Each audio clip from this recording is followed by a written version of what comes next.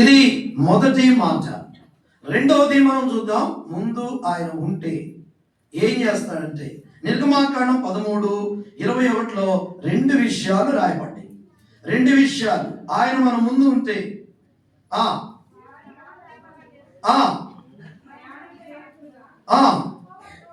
యెహోవా త్రోవలో వారు నడిపించుటకై పగటి వేళ మేఘస్తంభములోను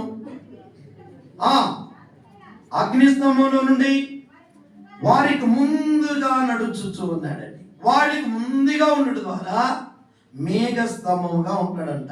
పగటి వేళ చెప్పండి, మేఘస్తంభం అనగా మనకి ఏ ఎండ, మనకి ఏ బాధ ఆయన తగలకుండా ఉండేవాడు. ఆయన మనకు ముందుగా ఉండి పగటి వేళ ఏమన్నాడండి, మేఘస్తంభం అనగా ప్రభు అన్నాడు కీర్తన 21లో 3-4 వచనాల్లో, రాత్రి వెన్నెల దెబ్బ అయినను పగలు నీకు ఎండ దెబ్బ అయినను తగలదు. చూడండి, చదవండి అన్నమాట. కీర్తన 121:4 6వ వచనం. పగలు ఎండ దెబ్బ అయినను మీకు తగలకుండా, రాత్రి వెన్నెల దెబ్బ అయినను మీకు తగలదు. చూసారా, దేవుడు మనకు ముందున్నప్పుడు మన యాత్ర జీవితంలో ఆయన వల్ల నడిపించేవాడు. మనకి ప్రతి పరిస్థితుల్లో ఏది హాని కలగకుండా నడిపిస్తాడు. ముందు ఆయన ఉన్నాడా? ఒకవేళ లేకపోతే, ప్రభా మీరే సంవత్సరంలో మాకు ముందు, కొన్నిసార్లు మనకు ముందు అనేకమైన మనల్ని నడిపిస్తూ ఉంటాయి, మన జీవితాల్లో ఉంటాయి. అవి ఉండకూడదు. ఆయనే మనకు ముందుగా ఉండాలి, ఆయనే మనలను నడిపించాలి. ముందుగా ఉన్నప్పుడు ఆయన మనల్ని ఏం చేస్తాడండి? కీర్తన 91:4 కీర్తన 4లో ఆయన తన రెక్కలతో నిన్ను 91:4 చూడండి, 91:4 ఆయన రెక్కలతో నేను కప్పును, ఆయన రెక్కల క్రింద నీకు ముందు. తర్వాత 3వ మాట అక్కడే 13:21లోనే నిర్గమాకాండం, ముందుగా పోవచ్చు అగ్ని స్తంభం ఉంటాడండి. చదవనమాట. పగలు రాత్రి వారు ప్రయాణం చేయనట్లు యెహోవా త్రోవలో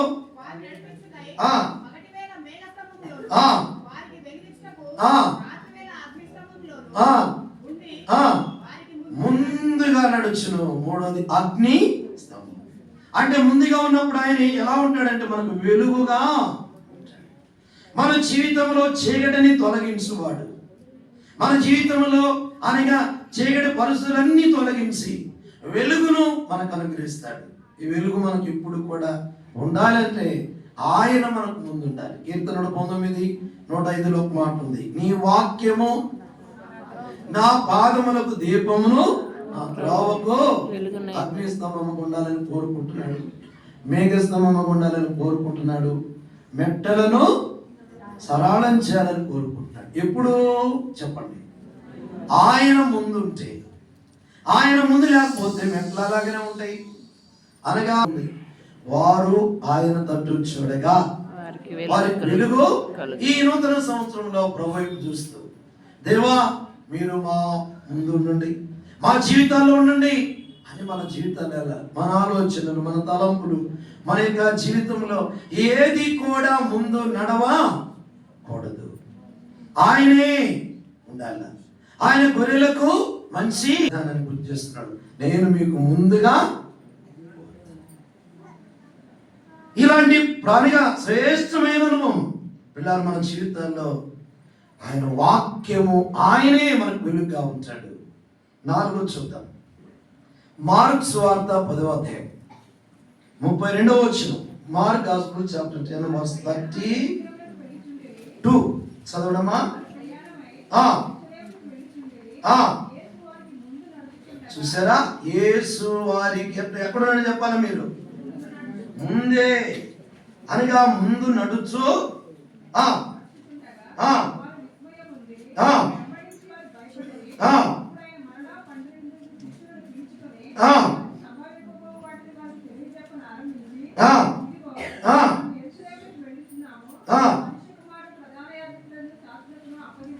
ఆ, ఆ. ఈ మాటలు వెంబడించు వారు భయపడి అప్పుడు ఆయన మరలా 12 శిష్యులను పిలుచుకొని తనకు సంభవింపు వాటిని వారికి తెలియజెప్పను, అంటే వాళ్ళకు బోధిస్తూ ఉన్నాడు. అనగా మన ప్రభు మనకు అనేకమైన వాటిని బోధించేవాడు. ఆయనను గురించి బోధిస్తాడు, మనల గురించి కూడా మనకు బోధిస్తాడు.